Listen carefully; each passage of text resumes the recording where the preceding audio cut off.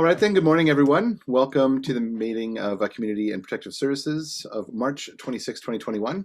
I'd like to call our meeting to order. This meeting is being held remotely through Zoom, which is necessary, unfortunately, in these times of physical distancing to keep everyone safe during what I hope is the late stages of this pandemic. Please note that those who do not need to participate in the meeting to save on bandwidth can also watch it on the live stream of the Ottawa City Council YouTube channel. A reminder to participants to please keep your microphones muted until I call on you to speak. I'll provide each committee member with the opportunity to ask questions or comment on the item in the order which they raise their hand on Zoom. Committee members will be called on first, followed by any other members of council who have joined the meeting. And I see we have quite a few, so welcome. For panelists, the raise hand option is found at the bottom of the participants list. For attendees, you will find the raise hand button at the bottom of your Zoom window. For those calling in, please press *9 to raise your hand. The committee coordinator and I will be watching for those cues. The usual 5-minute speaking limit will apply. Members are also reminded to submit any motions, visual supports, or declarations of interest in writing to the coordinator at their earliest convenience. Though the deadlines have passed for residents who register to speak to this committee, residents may also still make written submissions prior to council on April 14th. If you have any technical difficulties signing into the meeting, I suppose if you did, you probably wouldn't be here and hearing me say this, but you can contact the clerk's office at committees@ottawa.ca or by calling 613-580-2424 using the extension 28821. So good morning, everyone. Ottawa is built on unceded Algonquin Anishinaabe territory. The peoples of the Algonquin Anishinaabe Nation have lived on this territory for millennia. Their culture and presence have nurtured and continue to nurture this land. The City of Ottawa honors the peoples and the land of the Algonquin Anishinaabe Nation.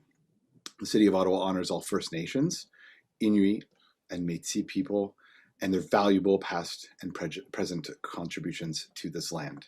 So thank you for joining us today.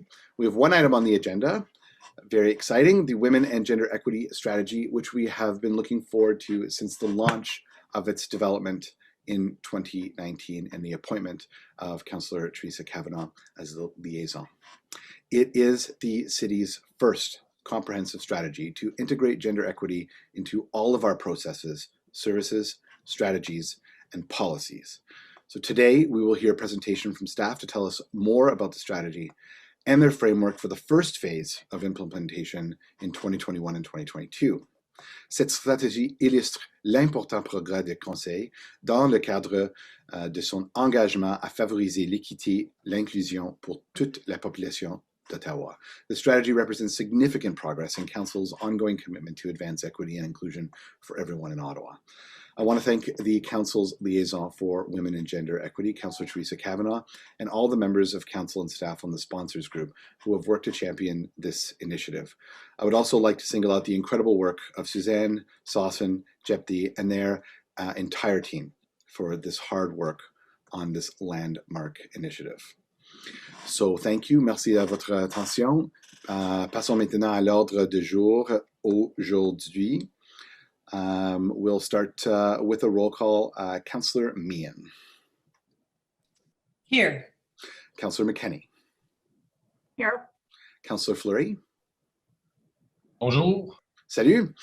Councillor Deans. I'm here. Hello. Councillor Kavanagh. Yes. Here. Councillor El-Shantiri. Present.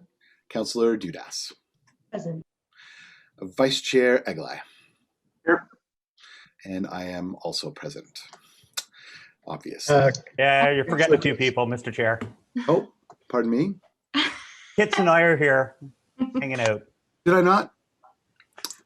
I am sorry. Councillor Tierney. Present. And Councillor Kitts. I'm here. I seem to have an out-of-date list. My apologies. So I've received no regrets. Obviously, we have a full house. Good to go. Are there any declarations of interest? Seeing none. Confirmation of minutes. Are the minutes for the meeting February 18th, 2021 confirmed? Confirmed. Confirmed. Okay, moving on to our item today, the Gender and Race Equity, Indigenous Relations, Inclusion, and Social Development. Beginning, we will have comments from Suzanne O'Baraya, followed by a PowerPoint presentation, and then delegations. The PowerPoint presentation will be provided by Suzanne O'Baraya and Sassin Al-Rafai, and they will answer any questions following our delegation. So I will turn it over to Suzanne. Please go ahead. Thank you, Mr. Mayor, Chair Luloff, and the committee members. This morning, Gender and Race Equity, Inclusion, Indigenous Relations, and Social Development Services is pleased to present the City of Ottawa's first Women and Gender Equity Strategy. Staff available for questions today are Donna Gray, General Manager for Community Social Services Development, Jefté Alizé, Gender and Race Equity, Indigenous Relations, Diversity and Inclusion Branch Manager, Sassin Al-Rafai, Women and Gender Equity Specialist, Jason Sabourin for Children's Services, Paul Levine and Saeed Saya for Acting Housing Services, Rick O'Connor from the City Clerk's Office, Dan Chenier, General Manager from Recreation, Culture, Facility Services, and Valerie Turner, General Manager for Innovative Client Services, as well as myself. So in 2019, City of Ottawa Council approved the development of a Women and Gender Equity Strategy. Recognizing that women, girls, and gender diverse persons face barriers to actively participating in all sectors of society, the Women and Gender Equity Strategy was developed to ensure the City of Ottawa's services, strategies, and plans integrate a women and gender lens and promote women and gender equity. Gender equity is the process of being fair to women, men, and gender diverse persons. To achieve fairness, strategies and measures must be available to compensate for the historical social disadvantages that have prevented women, gender diverse persons, and men from living equally in society. Using a gender lens ensures we are constantly reflecting on how we allocate resources, design programs, and make decisions. Keeping at the forefront the different needs of women, men, and gender diverse persons, and addressing any imbalances so that all people benefit. The strategy works to remove systemic barriers faced by women and gender diverse people in Ottawa by implementing concrete, actionable items such as reviewing and changing policies, practices, or procedures, prioritizing women, girls, and gender diverse persons for social services and resources, and targeted hiring of women and gender diverse persons from equity deserving groups. The strategy includes a systemic framework that sets targets and defines commitments on women and gender equity for the first phase of its implementation in 2021-2022. The strategy commits to annual reporting on targets. We present a framework that will enhance safety and create welcoming and safe spaces for all gender groups within city facilities. That will ensure the city's workforce is reflective of our diverse population. That will better engage and respond to the often invisible needs and realities of women and gender diverse residents. This is a significant milestone for the city, which has demonstrated such a commitment to advance women and gender equity at both the organizational and service level, particularly during the COVID pandemic, which disproportionately impacted women, Indigenous women, racialized women, immigrant women, elder women, women living with disabilities, and gender diverse persons, of which, in response to the pandemic, city staff rallied and created a gender-based response and were able to organize several learning opportunities and awareness-raising events, develop a gender, race, and equity data baseline study, and direct funding allocations to support agencies targeted towards supporting women and gender diverse persons. This forward-looking strategy was created through an enormous collective effort led by the city's Women and Gender Equity Specialist, Sassin Al-Rafai, under the management of Jefté Alizé. We would like to acknowledge the tremendous support of the Mayor, the Women and Gender Equity Council Liaison, Councillor Kavanagh, and the Council Sponsors Group for championing the women and gender equity work in the city. We'd like to acknowledge and thank City for All Women, who co-chaired the Women and Gender Equity Working Group this past year and has been supporting the city's journey towards women and gender equity commitments over many years. We also thank the working group members for their dedication and contributions to the advising of the strategy. And we'd like to thank the city manager, the general manager of community and social services, general manager of innovative client services, and the entire senior leadership team for their support and contributions of the strategy and its phase 1 strategic framework.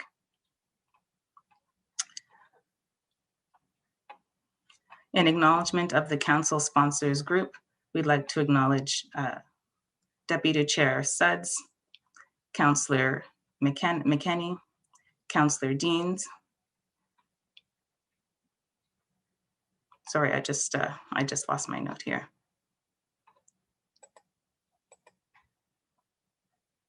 Councillor McKenney, Councillor Dean, Deputy Chair Suds, and I think I've got them all. My apologies if I've missed one. We extend gratitude to the numerous city staff and departments, including Innovative Client Services, Recreation, Culture and Facilities, Children's Services, Housing Services, and the City Clerk's Office, all of whom committed to specific strategic actions within their departments. And the Ottawa residents who participated in the different discussions, forums, and platforms which contributed to shaping the priorities of this strategy. It is my pleasure to introduce Sausan Al-Rafai, our Women and Gender Equity Specialist, who will share her presentation with committee.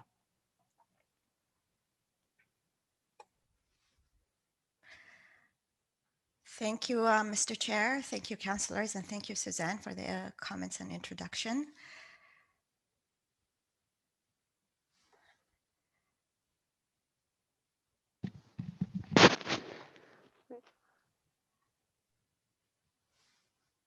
I'm just waiting for the slides to come up.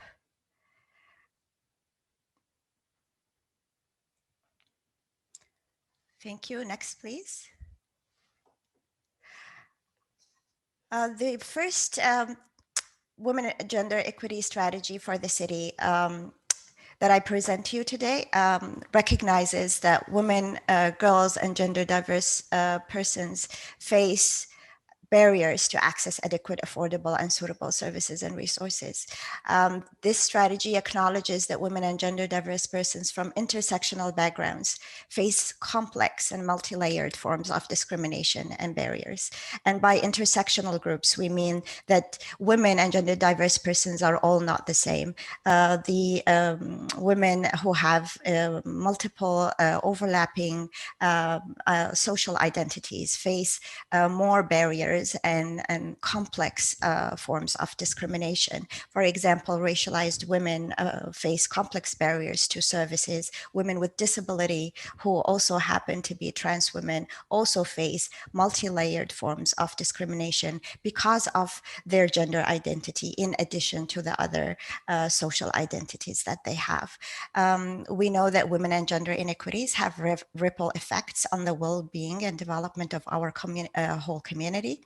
We believe that this strategy is going to benefit persons in our community from all gender groups. Women and gender equity will create a respectful and inclusive workplace that is equitable to all employees. And we recognize that COVID-19 pandemic has had a disproportionate impact on women and gender diverse persons. Next, please.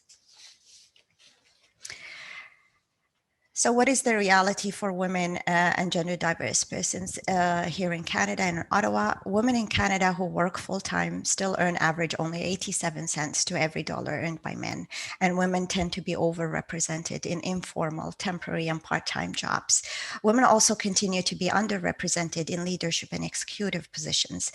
Indigenous women, women with disabilities, and trans women experience a much higher rate of gender-based violence in our communities. And there is, of course, course, the disproportionate and gendered impact of COVID-19 pandemic. We know that women and gender diverse persons, due to isolation measures, have been at a higher risk of gender-based violence and sexual violence. We know that intersectional groups of women, particularly racialized women, were at a higher risk of losing jobs, losing sources of income, as well as the risk of food insecurity. We know that women who carry additional burdens of care, such as single mothers, women who care for children, who care for elderly, who care for persons with disability, living with disability, or who are ill, also have been disproportionately impacted by the COVID-19 pandemic. And we know that before all, women coming from racialized, indigenous, and immigrant backgrounds have higher rates of contracting the COVID-19. So this is the rationale behind the city's commitment to women and gender equity now more than any time before. Next, please. The Women and Gender Equity Strategy is a corporate strategic direction. It was approved in the governance report of 2018-2022. The city's commitment to advancing women and gender equity as outlined in the city corporate strategic plan 2019 and 2022. It is in alignment with the city's reconciliation action plan, anti-racism strategy, corporate diversity and inclusion plan, and it also collaborates and in alignment with the official plan and the community safety and well-being plan. It is also worth mentioning that this strategy was built on the equity and inclusion lens that was developed in partnership with City for All Women Initiatives CAWI. We're building on the intersectional approaches and the gender lenses as part of this strategy. Next, please. The progress achieved on women and gender equity strategy so far since the announcement of the strategy in March 2019, we have worked closely with corporate strategy and plan teams to apply a gender lens. And a gender lens would mean a process where we examine the implications of city plans, strategies and policies on women and gender groups, particularly those from equity deserving backgrounds. The work that has been done was through collaboration with corporate plans and strategies such as the official plan, the climate master plan, and the transportation master plan. We have conducted several learning opportunities and awareness raising events for city staff, mainly around what the gender lens means, the gender lens to data, as well as awareness raising around gender-based violence. We have launched a gender and race and equity data baseline study and developed a series of tools to apply a women and gender lens to COVID-19 response and recovery in collaboration with the Human Needs Task Force. We have started working on an Indigenous gender and equity implications section to the corporate report council reporting template. And one of the most recent achievements is the City of Ottawa signing on the Electricity Human Resource Canada Gender Accord. And the Gender Accord is an agreement that is signed by several cities and organizations in Canada that promote representation of women in our workforce and also fully support them to know about the equal opportunities and their ability to grow and develop their full potential in their careers. Next, please. For the development process of women and gender equity strategy, the Council Sponsors Group was established in early 2019. The Council Sponsors Group is formed of Mayor Jim Watson, Deputy Mayor Suds, Councillor Deans, Councillor McKenney, the City Manager, General Manager of Community Social Services, and General Manager of Innovative Client Services, and is chaired by the Council Liaison for Women and Gender Equity, Councillor Kavanaugh. The group has met 6 times since its establishment and continued in the past months to champion women and gender equity issues and to provide guidance to the development of the strategy. A working group formed of more than 15 community organizations, service providers, and partners and allies from the community was established in February 2020 and was co-chaired by the City for All Women Initiative, SCOWI.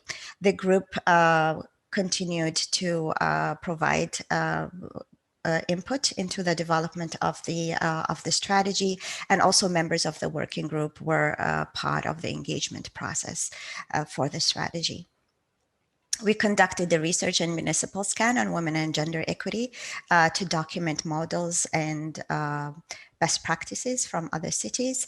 And finally, we developed and designed a broad public engagement strategy to hear from both our city staff and residents on what could be considered as priorities for this strategy.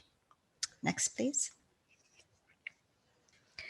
A broad-based public engagement strategy was designed to ensure that we reach to groups, specifically equity-deserving communities.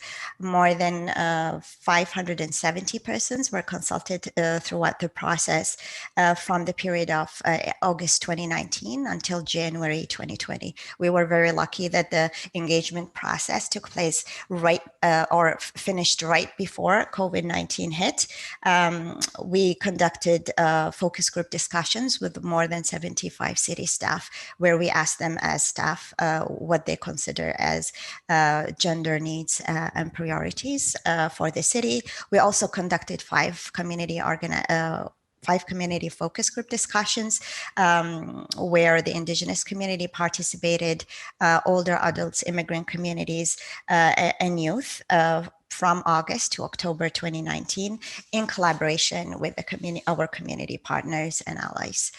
More than 150 persons from the community organization, service providers, and residents participated in these focus group discussions. And then this was followed by two public forums, one in September 2019, where we heard from more than 170 residents about what they consider as gender priorities. And we also heard from them what could be the first service areas we should work with in phase one. Another public forum was held in January 2020, and it was designed specifically to hear from the 2S LGBTQ+ community to assess the service gaps and needs from a gender perspective. We also launched an Engage Ottawa online platform that was filled by 150 residents in English and French. The strategy ensured that women and gender advocacy networks and community health resource centers and violence against women sector and other stakeholders contribute to the formulation of the long-term women and gender equity strategy outcomes, as well as the phase one strategic priorities. Post-COVID-19, city staff also were present in multiple community tables, including the Human Needs Task Force, and they remained updated on the new and emerging women and gender equity issues that are related to COVID-19. The working group continuously informed the city on key women and gender needs and gaps under the pandemic. Next, please.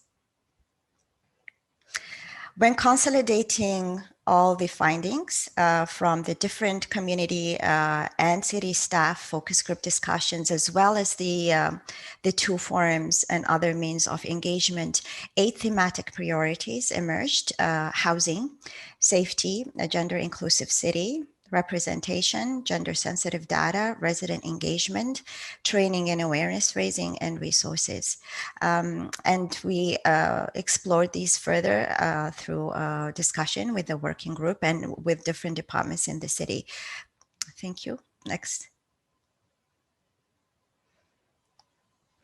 Understanding that the Indigenous women in Canada are confronted with sustained colonial violence through a combination of systems that must be dismantled using a decolonized, self-determined, and Indigenous-led approach. For that reason, the Women and Gender Equity Strategy will promote initiatives that are led by and for the Indigenous community to address the missing and murdered Indigenous women and girls report recommendations. We support initiatives led by and for the Indigenous community, while also committing to furthering the city staff's understanding of an Indigenous gender-based analysis. Next, please. The Women and Gender Equity Strategy 21-25 is a long-term commitment of the city to women and gender equity. It is an interfacing strategy that will ensure that the City of Ottawa's services, strategies, and plans always integrate a women and gender lens and promotes women and gender equity within the organization itself. We aim to apply a gender lens across the organization, and a gender lens, we mean by that is a process of assessing the implications on women and other gender groups of any planned action, including legislation, policies, programs, resource allocation in all areas, but also at all levels. It is a systemic process that considers the different lived experiences, needs, and voices of the different intersectional groups of women and gender diverse persons. Next, please. The vision of this strategy is Ottawa is a women and gender inclusive, diverse, and safe city for residents from all gender groups, where every person has equitable access to services and equal opportunities to participate in all aspects of life. And the mission of this strategy is to work on removing the systemic barriers that hinder intersectional groups of women and gender diverse persons. It integrates a women and gender equity lens in the city strategies, plans, policies, and services by developing city staff capacity, meaningfully engaging women and gender diverse persons, and also ensuring safety and inclusivity in the workplace. Next, please.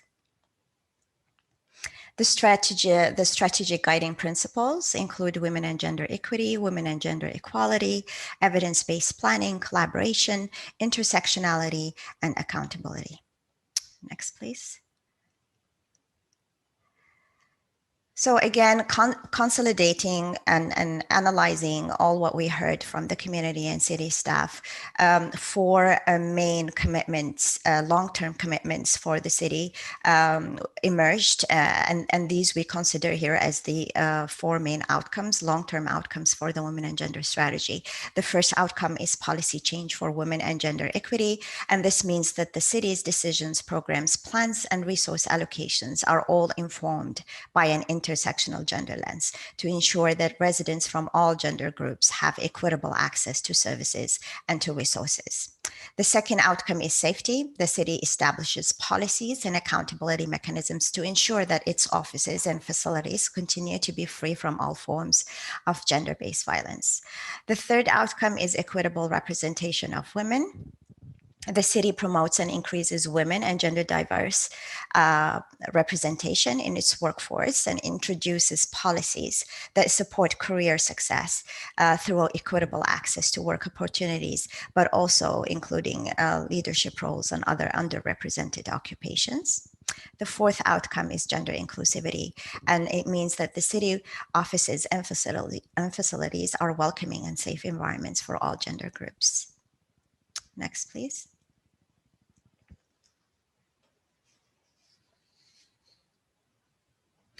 The Women and Gender Equity Strategy framework followed a phased approach. And that's because women and gender equity issues are complex, they are multidisciplinary, and it will allow us to pilot some of the initiatives and to document results and lessons learned. And it will also allow us to make changes if needed in the interventions that we propose that cross-cut multiple service areas in the city and continue to develop them. Next, please.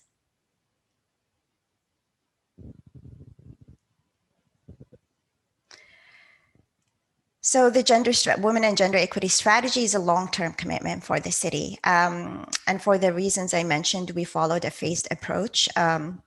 Phase 1 of the strategy will start in 2021, or the remaining of 2021, and ends in 2022. The second phase will start in 2023 and lasts until 2025. And the idea is to use the first phase to pilot and implement systemic changes at the corporate level, and then conduct a midterm review in the first quarter of 2023. The midterm review will allow us to document the successes, but also the challenges and the lessons learned from phase 1. It will allow us to engage community and city staff one more time and record any emerging and urgent needs that may come up after phase 1. And it will also allow us to engage our community again and plan for phase 2. Next, please.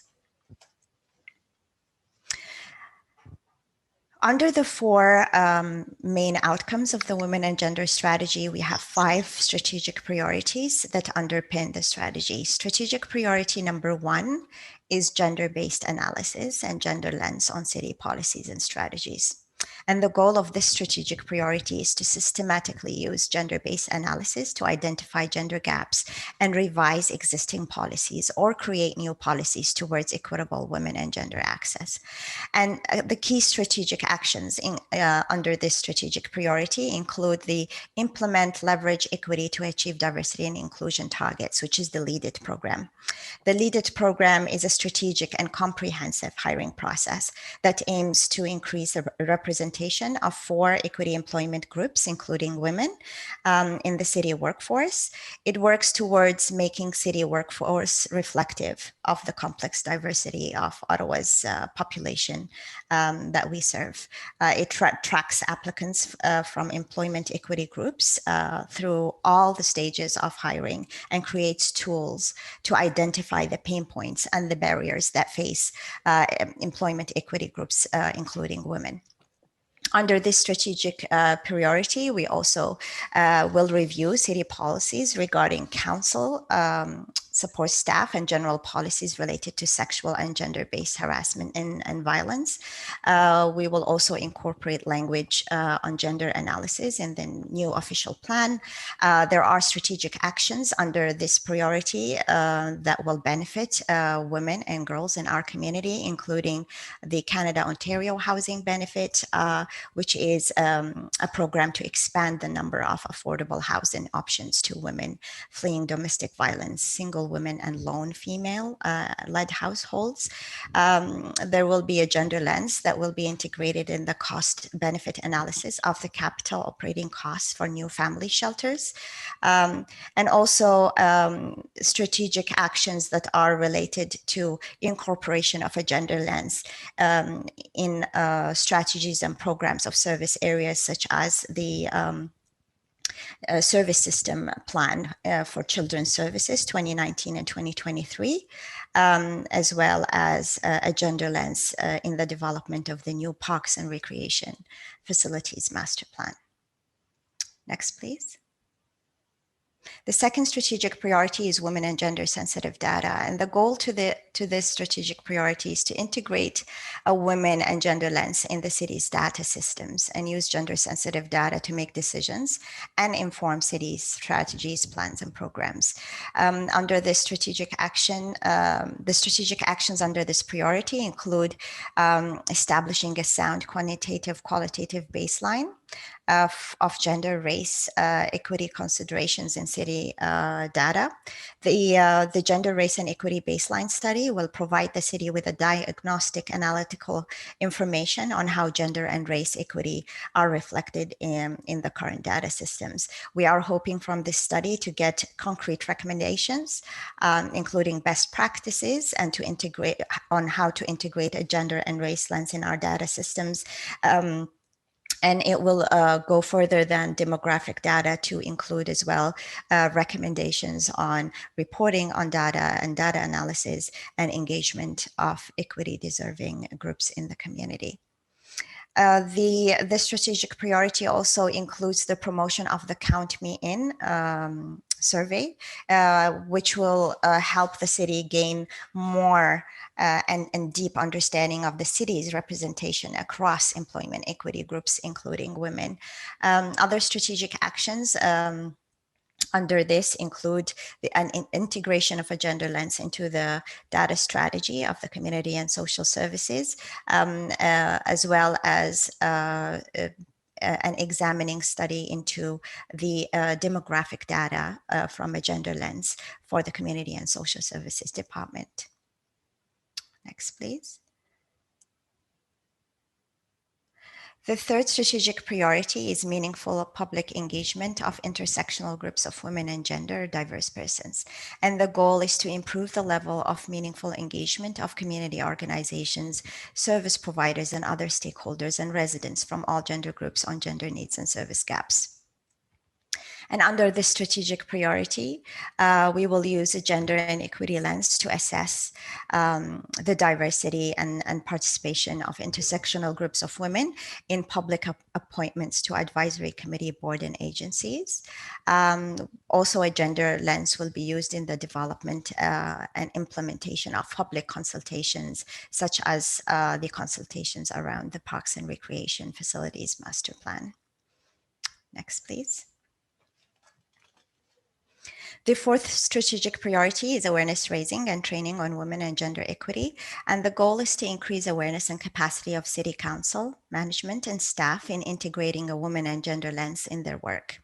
The key strategic actions include provision of education to city staff to deepen their understanding on colonial impacts on Indigenous women, and also application of an Indigenous gender-based analysis to their policies programs, and also an update to the equity and inclusion lens to highlight gender aspects and conduct training to new employees. Next, please.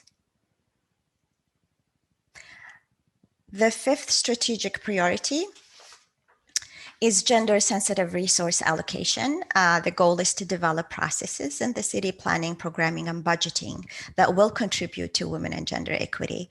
And under this strategic action, using a gender-based funding allocations to support women through COVID-19 pandemic. It also includes a period pack pilot project, which will meet women and girls' needs towards ending period poverty in priority neighborhoods. This action came in response to what we heard from the community about the needs in the early months of the pandemic. It follows up on some of the work that was coordinated between Women and Gender Equity and the Human Needs Task Force to coordinate delivery of free period packs to community organizations and shelters who were a member of the Human Needs Task Force and who were serving women. Next, please. For the governance and implementation of the phase one of the strategy, Women and Gender Equity Council Sponsors Group will continue to champion women and gender equity work, as well as guide the process of implementation. Senior leadership team will oversee the implementation of phase one, and a women and gender equity team is going to be established from representatives of the service areas that contributed to phase one of the framework. A women and gender community table will be established so that we continue hearing from our community partners and allies and service providers on women issues, women needs, and gender gaps. The progress of phase one of the framework will be reported annually to council, sponsors group, and council, and a midterm strategic review after phase one will take place to ensure that this strategy continues to evolve and continues to respond to the needs of women and gender diverse persons in our community. Next, please. Some of the expected risks would be that due to changes to the scope of the pandemic, there may be a shift of resources to respond to critical needs and probably this may impact the development of some of the tools or guidelines or implementation of some training and learning. To mitigate these risks, phase one of this strategy uses existing resources and embeds a gender lens, a women and gender lens in the existing work and the existing strategic plans of the city. And a COVID-19 gender and equity lens has been used to develop the framework. It will continue to be used in public engagement, communication, and outreach to make sure that the strategic framework continues to be relevant to the current needs. Next, please. The next steps is to establish the Women and Gender Equity Strategy Community Table and Women and Gender Equity City Team. The implementation of the phase one of the framework will be monitored and reported on the progress annually to SLT, the Council Sponsor Group, and the Council. And then again, a midterm review of progress will be planned for the first quarter of 2023 to look back at phase one, reevaluate, and integrate new and emerging needs. Next, please. Thank you very much. That's it for the presentation. Thank you very much, team. So we'll begin with our delegations. Our first delegation today is Erin Lee. Erin Lee, please go ahead. Hi, thank you so much. Sausan, thank you for all your work. Dear Community and Protective Services Committee, my name is Erin Lee from Activa, the Ottawa Coalition to End Violence Against Women. Today, I'm speaking on behalf of some of the members of the Women and Gender Equity Strategy Working Group. Firstly, the working group members recognize the relationship between Indigenous peoples on this land and the City of Ottawa on unceded Algonquin territory. We're pleased the city is engaged separately with the Ottawa Aboriginal Coalition to do work on Indigenous women's issues. We want to acknowledge the hard-won efforts of city staff responsible for developing the strategy. In particular, the community engagement underpinning the strategy was strong, and the strategy covers a wide range of internal processes. However, the engagement with our working group between initial consultation and strategy release has been limited due to COVID and internal departmental changes. This has resulted in a phase one strategy we support, but we want to see concrete changes for how phase two is created.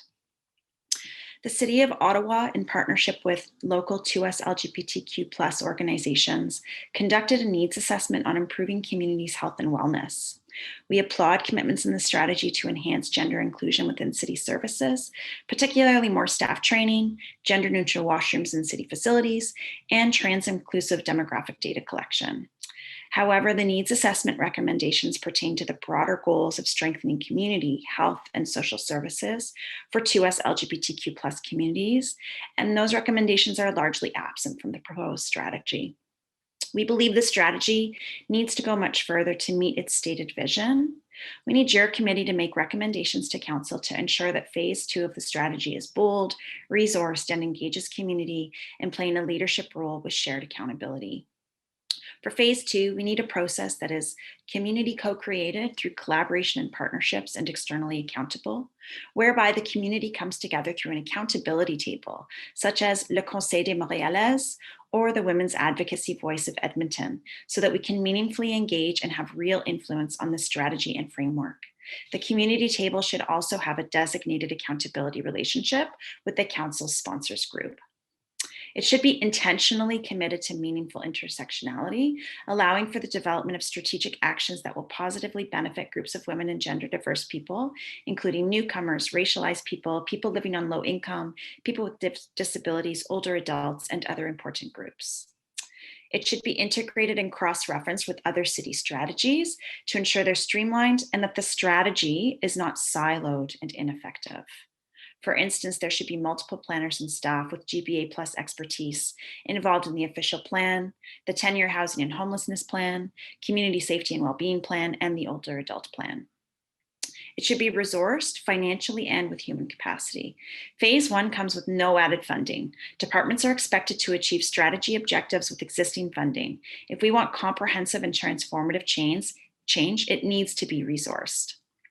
And it should be mainstreamed and internally accountable so that a single staff person is not solely responsible for this work. Citywide transformation cannot be achieved on the shoulders of one person. We want women and gender leads in each department who are trained in the equity and inclusion lens and GBA+, and bring a strong intersectional analysis to the city's work. The pandemic has shown us that our city can't function without women and gender diverse people, especially those that are racialized or immigrants. There would be no carers, cashiers, cleaners, or healthcare workers, all essential for surviving the pandemic. These are the same people at greatest risk of contracting COVID and are targeted for violence. Just in the last 2 weeks, there have been transphobic messages posted in the city, and Mayor Watson was victim to a hate crime. We need to be bold and make a truly equal city for all. Let's make sure the strategy is transformational. In closing, we urge you to amend your motion to the following.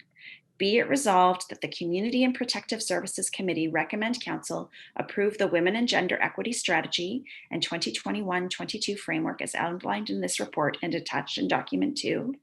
Be it further resolved that for phase 2 of the framework, staff are directed to find resources to implement transformative change and in collaboration with community organizations, develop robust internal and external mechanisms, accountability mechanisms. I thank you for your time, and I spoke on behalf of Activa, Calac Francophone d'Ottawa, COWI, the Coalition of Community Health and Resource Centers, Immigrant Women's Services Ottawa, Kind Space, Maison d'Amitié, Ottawa, that's us, Youth Services Bureau, and Wisdom to Action. Thank you so much. Merci beaucoup, Erin. Thank you very much for your witness testimony today. I see Councillor Kavanagh, please.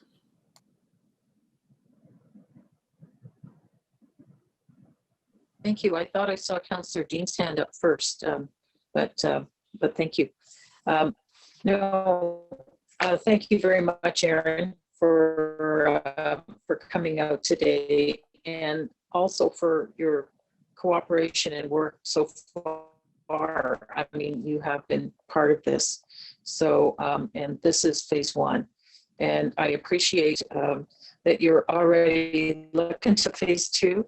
This is great. And I think that we do have to put but I think what I would like to do is refer what you put forward for staff, because it's not something we do on the back of an envelope. This is something we need a lot of thought in. You've mentioned some other cities, and I'd like some analysis of that so that we can move forward on your proposal. If you're comfortable with that, because I think we need to have some thought behind it of what those other cities are doing and how they're operating, because there's obviously excellent examples out there, and I think we can get there. So do you have any comments about any in particular about the other cities, of what they're doing that we can learn from? Well, I think it makes sense to direct staff to do that if the outcome is to shift the relationship with the community.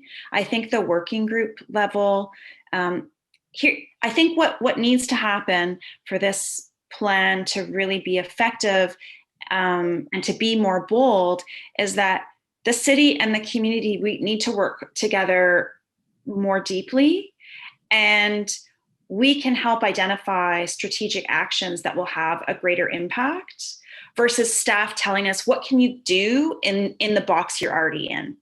Instead, it should be community and the city and city council saying, this is what's going to make the biggest difference in women and gender diverse people's lives. Now, how do we make it happen? So it's sort of turning it upside down. So I appreciate the idea of sending it back to staff for consideration. If there's a way that there can be a commitment to a relationship that underscores the importance of that visionary piece, that community are collaborators in that way, rather than at a working group level, which kind of stunts our engagement. I think we have good examples at the city. I think the work that has been happening with the Human Needs Task Force is an excellent example of our partnership with community groups and getting out of silos. I think it's something that it took a pandemic for us to, having to work with everybody, you know, it's funny how when there's an emergency, great things happen sometimes. I think that that's kind of a good kind of formula to work with. Just what's going on out there. We have community partners like yourselves and others, and there's a lot of diversity. It's a big topic, and of course we're talking about diversity in all senses because it's very intersectional. So yeah, complicated, and I think we have lots to learn. So I would recommend that staff come back with that. This conversation is not over. We're just starting. Thank you, Erin. Thank you very much, Councillor Kavanagh. Vice Chair Eglai. Thank you. Two things, I guess. Is it possible, through you, Mr. Chair, that what Erin's proposed could be shared on a screen at some point, so we could all see it, and those watching from their homes or businesses could also see what the issue is, or what the question, I guess, not really an issue, but what the question or request is from Erin. I'm wondering if that could be facilitated. Yes, please. Mr. Clerk, is it possible to put that up? If we could get something from Erin, then as far as what exactly she was looking for, and send it to me. It's at the bottom of the deputation. Do you want me to send you an email just with that text? Would that be helpful? That would be good. Okay, I'll do that now. And I guess, Mr. Chair, my next question was more directed towards staff, so I can hold on to it if you want, but it's directly related to what Erin's put on the table. Please hang on to it just until. Okay, I will hang on to it then. Thank you, Erin. Thank you for the suggestion, and I will have a question for staff arising out of it when I have my opportunity. So thank you. Thank you very much, Vice Chair. Councillor Deans, I did see that you had your hand up earlier. Just want to make sure that you have an opportunity to speak if you'd like to ask some questions. My questions are for staff, so I lowered my hand. They weren't for Erin, so when we get to the staff, then I'll go back on the list. Okay, thank you, Councillor. Our second delegate, and thank you very much, Erin, we appreciate it. I'm sure there'll be further discussion on this point in a moment. Our second delegation is Marie-Josée Houle, who is no stranger to this committee. Very nice to have you back again. Please go ahead. Good morning. First of all, I'd like to start by congratulating everyone involved with the creation of this strategy.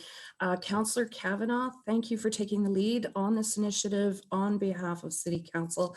And really, honestly, I can't begin to express how important the strategy is. So thank you for allowing me to speak today.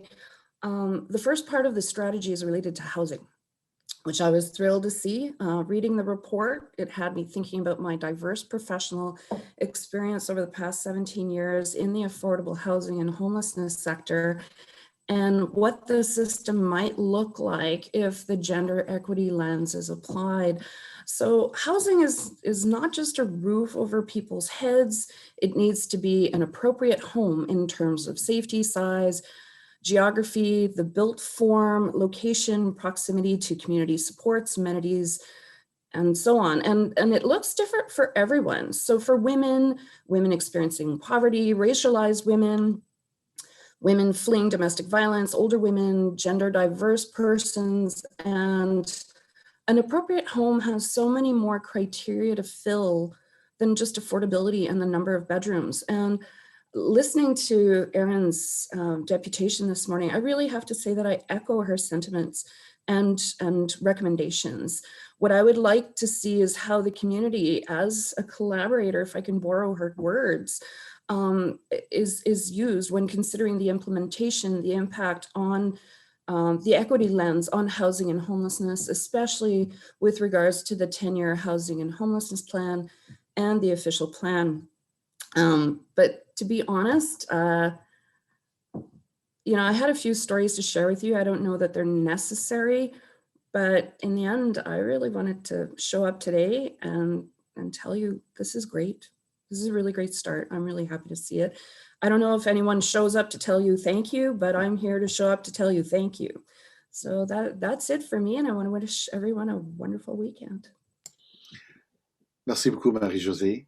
I see we have Councillor Kavanagh with a question. Please go ahead, Councillor. Thank you, Marie-Josée. We've met a few times, and I think you have to take some credit yourself, because it's the advocates out there that inspire us. And I just wanted to pass that on, because you're on the ground, you're out there, and you're seeing what's needed. And as Erin said, that's why we need you. We need that partnership. This is a two-way street. This is about seeing what's happening out there, because we can't always be there. We know that you're out there. Phase one is also about changing things internally, but it's also about the services we bring to the city. And we're looking forward to continue to work with you. So I appreciate you coming out today and just reminding us of that. So thank you. Thank you. Thank you very much, Councillor. Any further questions for this delegation? Seeing none, we'll move on to questions to staff. I'd like to provide Councillor Kavanagh her 5 minutes at the beginning as our incredible council liaison. So please go ahead, Councillor Kavanagh. Merci beaucoup, Monsieur le Président. Thank you very, very much. I just want to start by saying that we would not be here today if it were not for Councillors Dean and Councillors McKenney and all the work that they did to bring this idea forward, more than an idea, this concept. Frankly, that was very important. They saw it, and they saw the need, and worked hard to make sure that it was brought forward. So my profound thank you to my colleagues for that. It's definitely was worth it. I'm very proud that we're celebrating this milestone. Phase one of our city's first women and gender equity strategy. Well, you've heard how much work has been put into it already. It's just amazing, and I have to give a shout out to Saucon. She is a one-woman band. We've got more of a team now, but she started out in the last year. She's been working almost exclusively on her own. Every time I'm asking questions about gender equity, she's the one behind the scenes doing all the research and doing a fabulous job. And I want to give a profound thank you for all the hard work she's done. Erin was sort of saying you can't have one person just doing the whole thing, but Saucon kind of did for a bit, and we need to give her more resources, of course, and help, but she's done a phenomenal job. So I wanted to make sure. So we've got a plan, and we're working on it. And let's be clear, this is about change, and this is about moving forward. So that's what we're doing. Si nous suivons cette feuille de route, la ville d'Ottawa sera un endroit plus sécuritaire et plus protectif où travailler. Plus important encore, il enverra un message au lieu de travail de l'ensemble de la ville pour leur dire que nous voulons une équité des genres complète dans notre communauté et nous sommes prêts à nous mobiliser et être un exemple.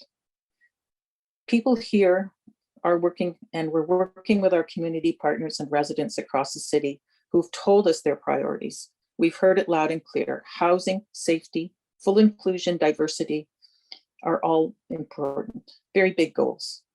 And we have to come through.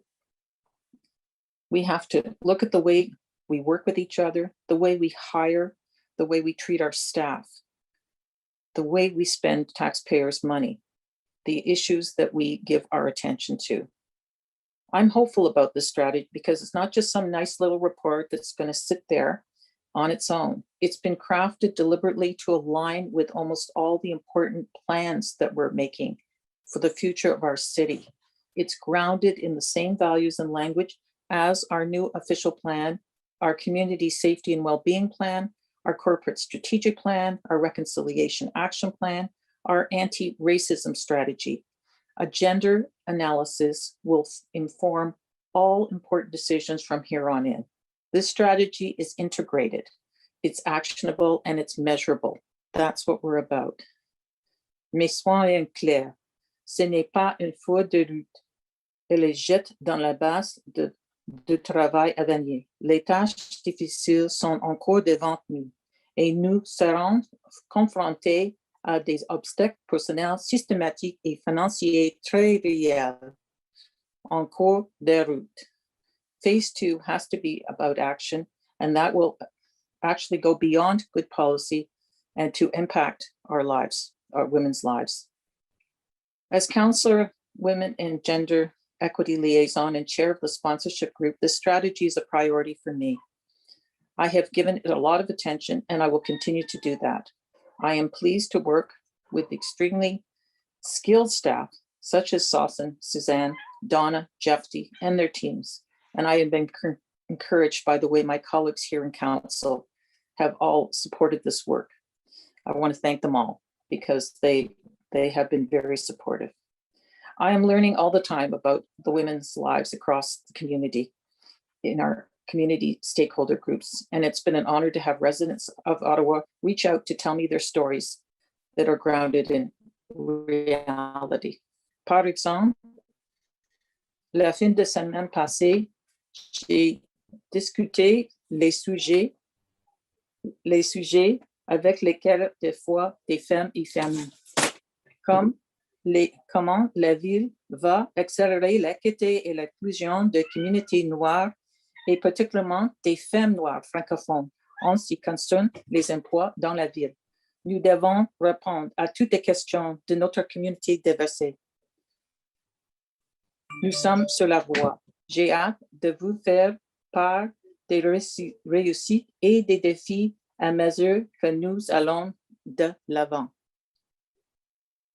I was very proud to meet with Carrefour, which was a group that is in my community of Francophone women, Black women, primarily from the Congolese, and hear of their concerns.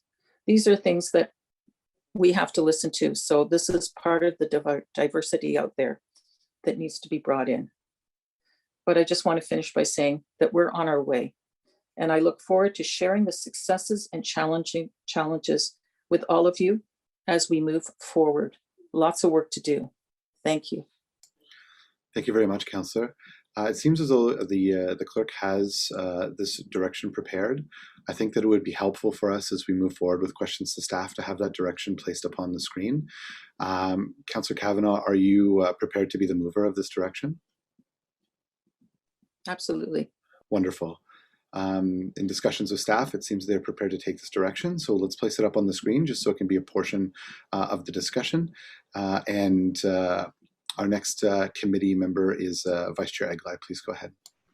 Well, you took away most of my questions because I wanted to know how staff felt about the direction and whether whether they could take it on, and so it seems they can. So thank you to staff, and I'll just spend a couple minutes again thanking staff on a broader base. The piece of work that you've put together for us here today, I think is very comprehensive, very substantive, and shows a lot of collaborative and cooperative work, both with council colleagues who are on sponsors group, as well as community stakeholders. So yeah, I think the work you've done here is very important, very well done. And I'm 100% supportive of the work that you've done. And again, as is fitting, Councillor Kavanagh will move the direction. But if she wasn't prepared to or able to, I was more than happy to do that, because I think that's good feedback that Aaron brought to the committee. And I'm very pleased that staff felt that it was something that they could take on and move forward with as well. So yeah, just a big thank you to everybody, both all my council mates who are involved in this and senior staff, and again, very importantly, our stakeholders in the community. So thank you all very much. Thank you very much, Vice Chair. Councillor Deans, please.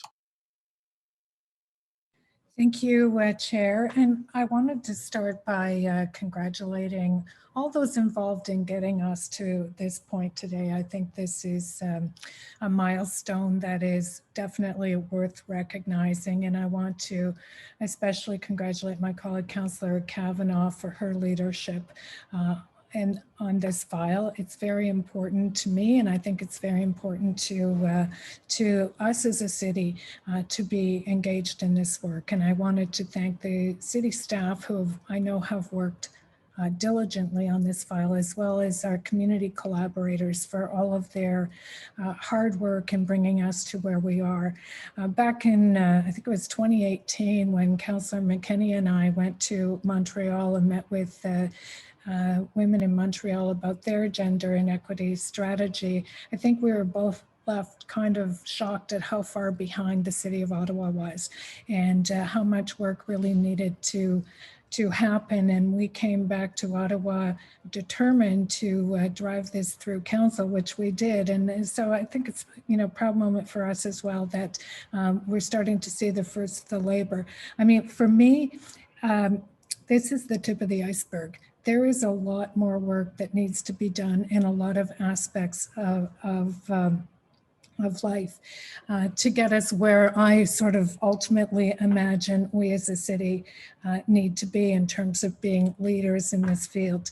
But that doesn't take away from how much work has gone into where we are, and I'm grateful and respectful of the work that has been done by so many to bring us where we are today. I just have a couple of questions. I guess they're sort of more future looking, but one arises out of my work over at police and the work that we've been doing internally on sexual violence and harassment strategy.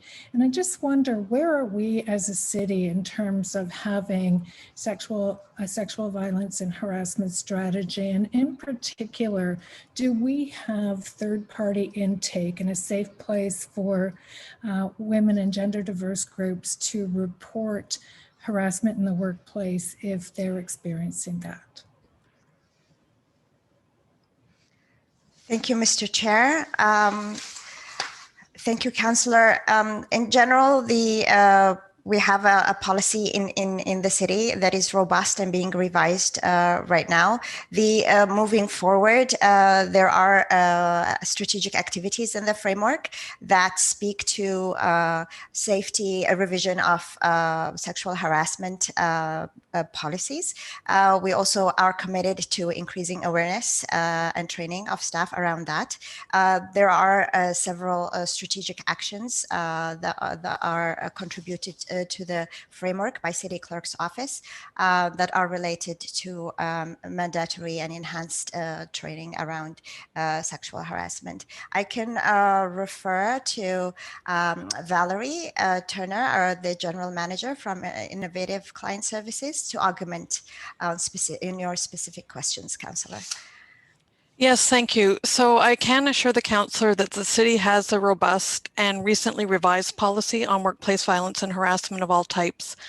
The original workplace violence and harassment policy was approved in January 23 rather, and following updates in 2013 and 2018, the most recent update was released January 1st, 2021. We will build on the work that is already ongoing to protect people from violence and harassment. Safety is one of the 4 main outcomes of the strategy to be addressed in a variety of ways, such as hiring and recruitment toolkits, mandatory messaging provided by the city clerk, mandatory training sessions on inclusivity and respect with a focus on violence and harassment, a campaign to raise awareness of gender-based violence, and revision of the city's policies around respectful workplace conduct. And in terms of intake and reporting, is there a safe place for women or gender diverse groups to report if they feel that they're being subjected to sexual violence or harassment in the workplace? Yes, there is an intake process through Human Resources. Okay, and is that well known to city staff?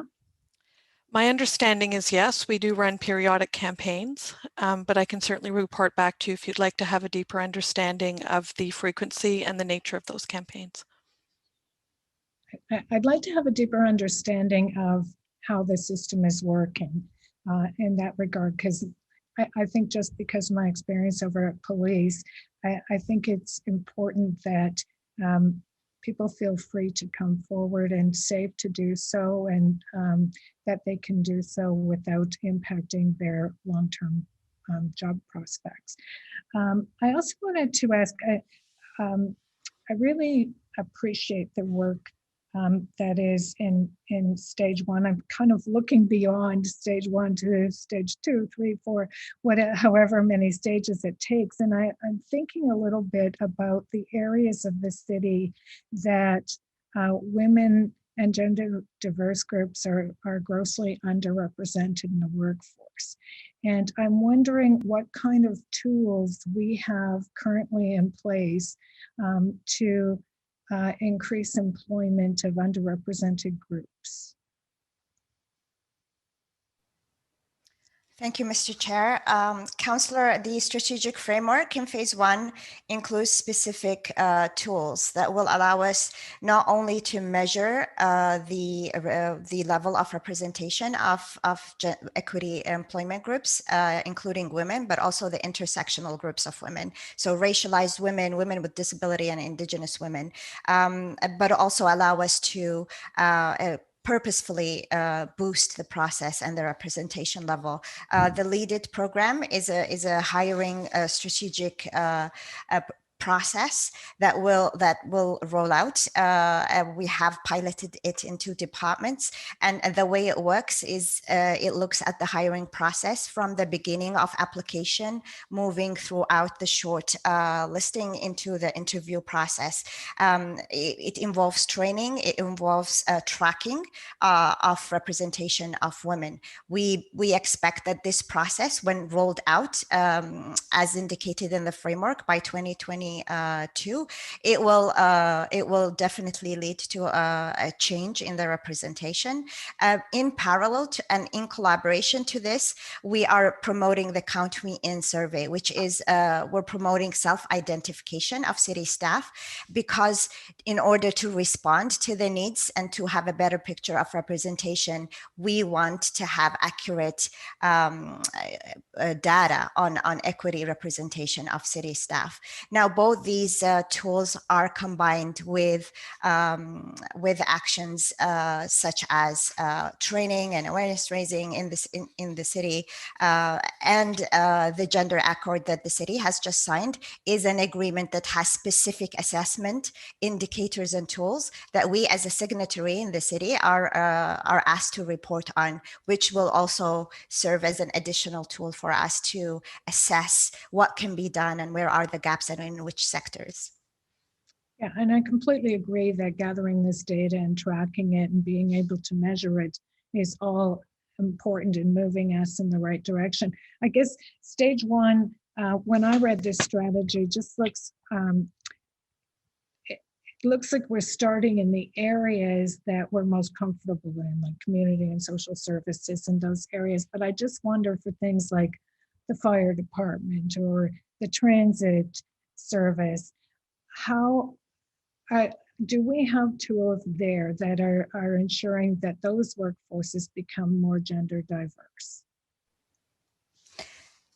So yes, the contributing service areas to the whole framework are housing, children's services that are under the community and social services. But we also have activities and strategic actions that have been contributed by other departments, like the recreation, like planning, and the city clerks.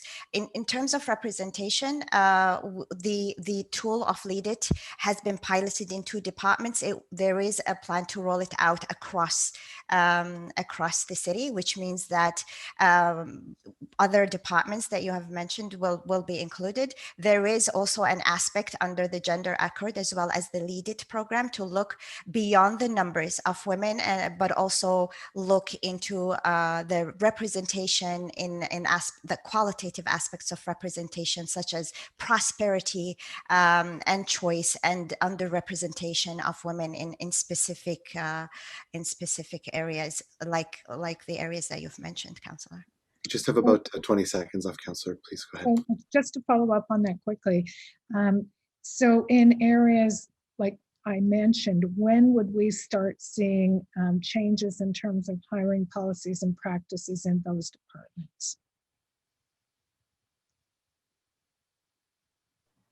So Sasa, maybe I can take this. So part of the framework identifies for each of the individual service areas and departments, what is the market representation for particular professions across all service areas. So all of us as leaders of each of our individual departments are looking at strategies to increase representation in those areas or professions where they're underrepresented. And part of the Lead It program, I think what's exciting about that is it takes the full process into consideration. So it would have specific recruitment outreach targeted efforts for particular groups to be taking a look at how do we increase that representation across the city. So it would be targeting things like those particular jobs that you're speaking to or departments and services you're speaking to. Thank you. Thank you very much. Just before moving on to Councillor Fleury, I would also, because staff have now had an opportunity to look at this direction in depth, so just to ensure that I'm not misrepresenting anything, I'd like to give the opportunity to Donna Gray to follow up on what was said earlier by Vice Chair Aguilera. Please go ahead. Thank you, Mr. Chair. Yeah, we would be really pleased to take the direction and to work with the working group and the committee as we move forward in defining phase 2 and the actions and activities in phase 2. And we will identify the resources required around that phase 2 and bring that back to committee and council for their consideration. Thank you very much. Councillor Fleury.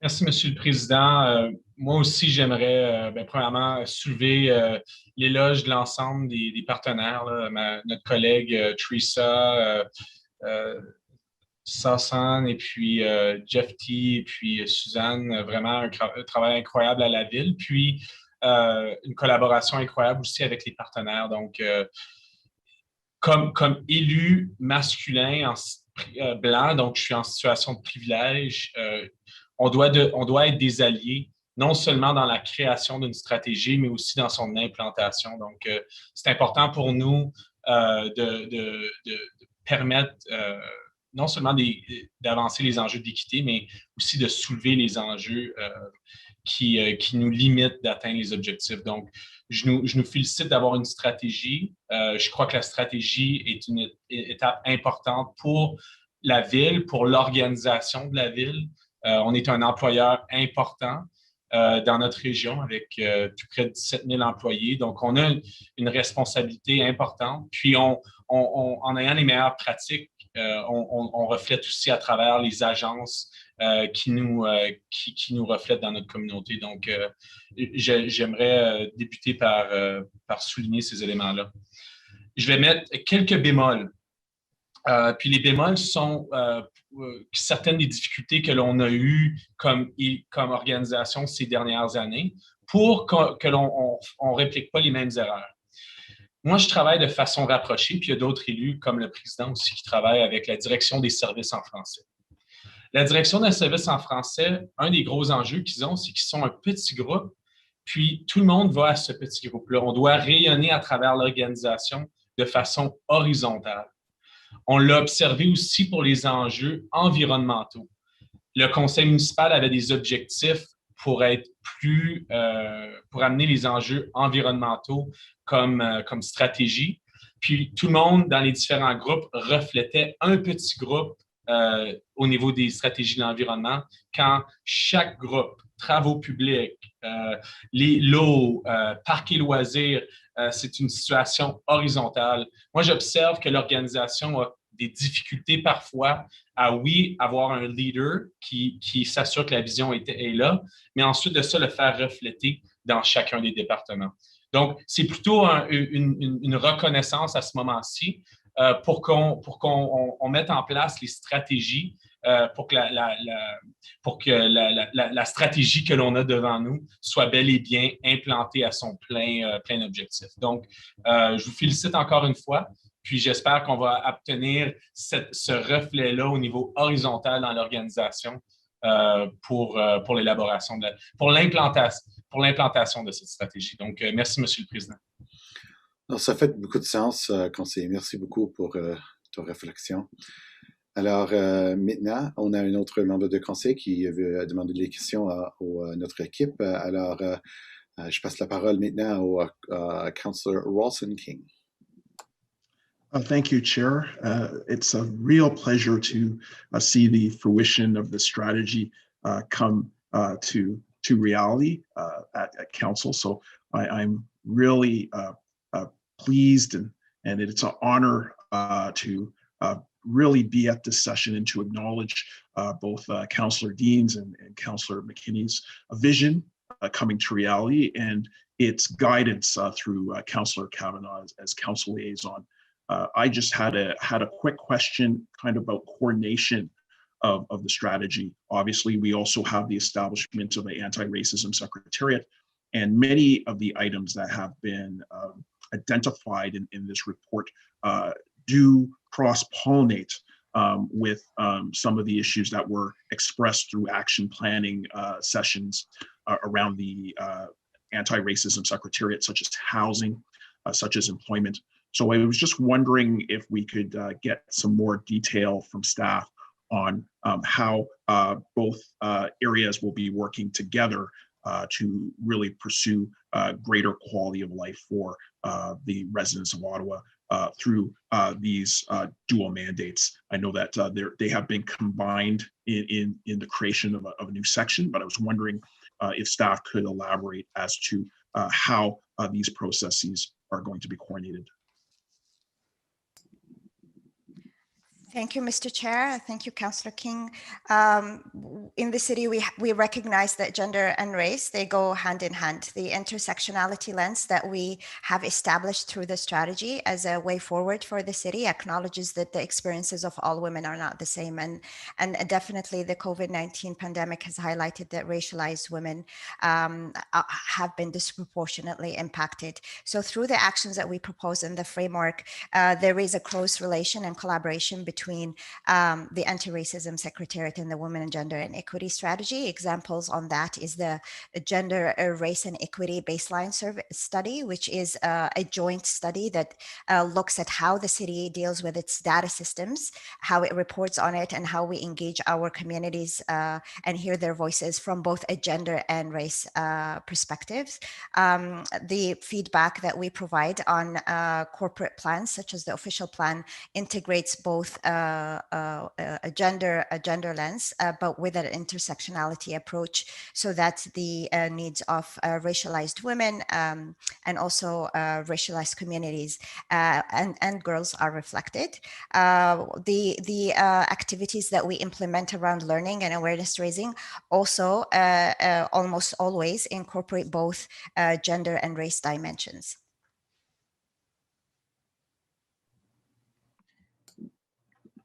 And just if I could add to that, Mr. Chair, as well. So these actions are all priorities in the city strategic plan.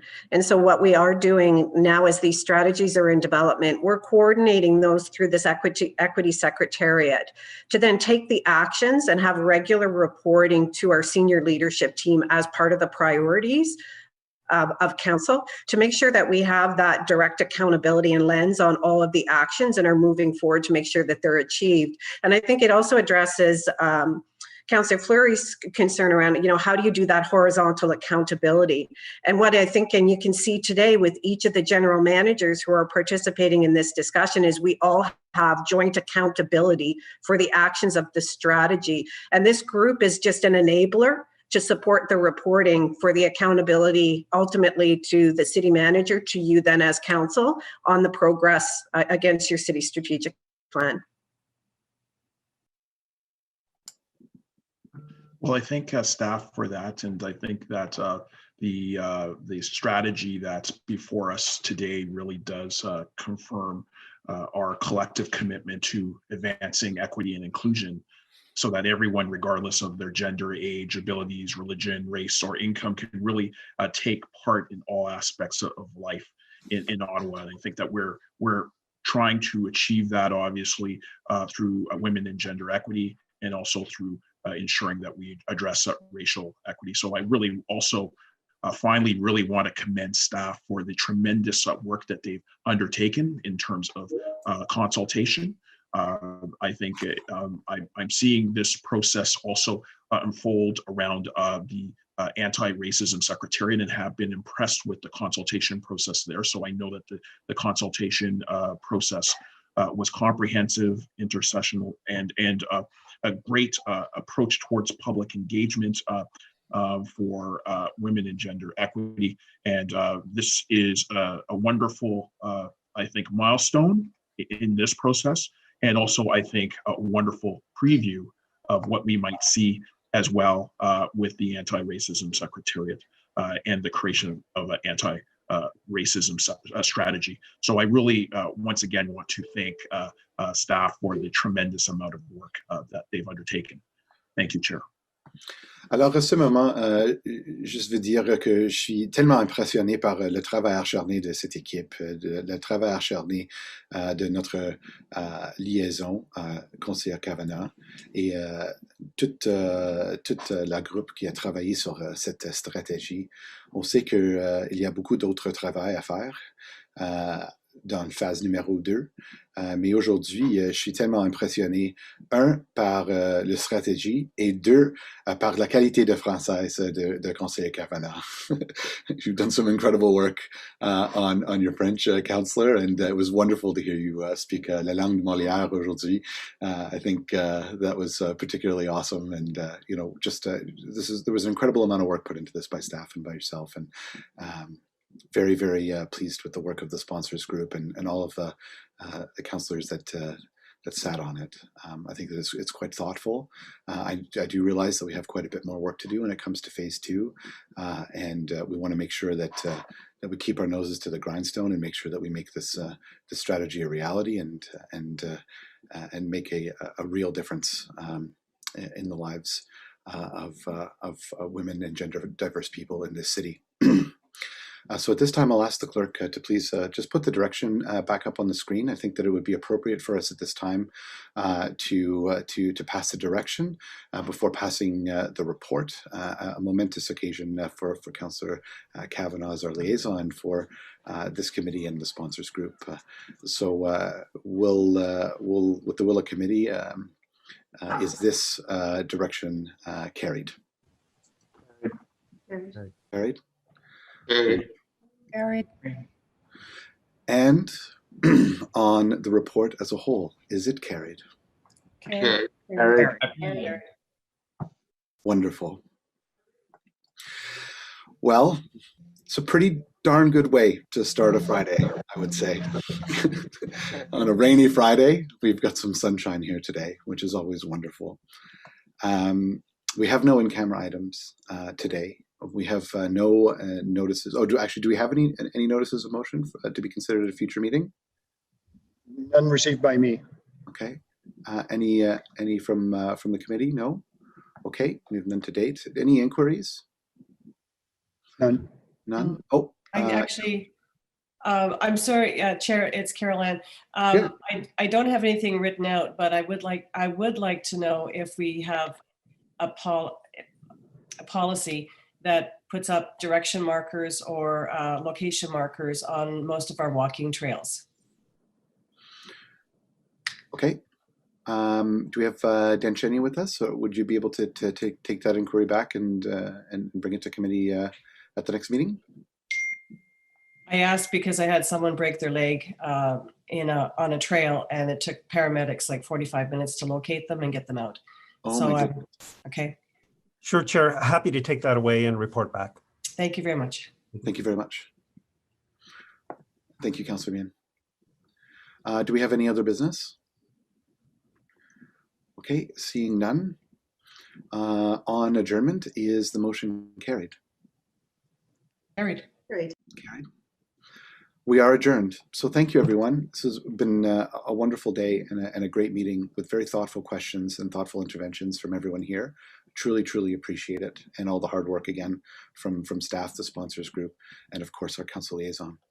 The next meeting of Community and Protective Services Committee is scheduled for Thursday, April 15th, and I'm looking forward to seeing you all then. Thank you very much and have a wonderful weekend, everyone. Thanks, Chair.